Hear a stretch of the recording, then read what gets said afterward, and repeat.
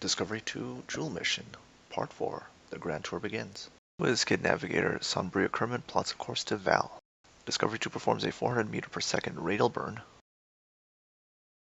Approaching Vall, planning to mine Cathane to provide fuel for Julian Grand Tour and return to Kerbin. Here's a retrograde burn for orbital insertion. Hey Jeb, is that fuel gauge reading a little low? Well, Jeb heads out to prep the Cathane probe for launch.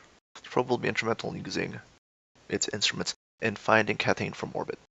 The probe commands are sent from the Cal Probe Command Core aboard the Discovery 2 to avoid the signal delay from Kerbin, since we're using Remote Tech 2. Apparently, radio signals travel at the speed of light. That would result in a 16-minute delay, which is very difficult if you're trying to do precision orbital maneuvers. Here's the Vall Cathane probe executing a 16-minute ion engine burn to change to a highly inclined orbit. This inclined orbit will allow greater coverage of for the ScanSat altimeter and Cathane sensor.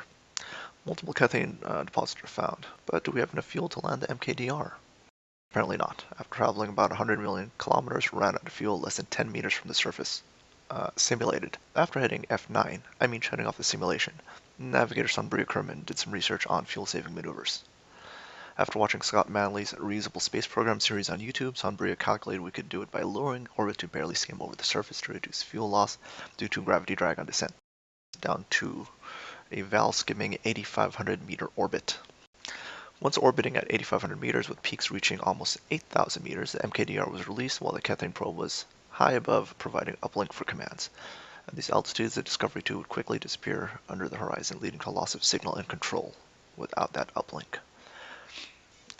A delicate balance had to be made, running the more efficient nuclear engines of the Discovery 2 to bring us closer to the surface in order to save fuel for the MKDR's descent. Every last milliliter of fuel and oxidizer and even 750 units of monoprop were loaded into the MKDR, totaling just over 800 meters per second of delta V.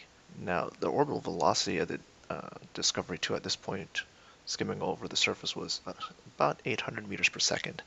So that's cutting it a bit close. So to maximize the fuel use, monopropellant was used first, and continually to reduce mass, which increased efficiency for the larger aerospike engines. And touchdown. Notice 0 fuel left.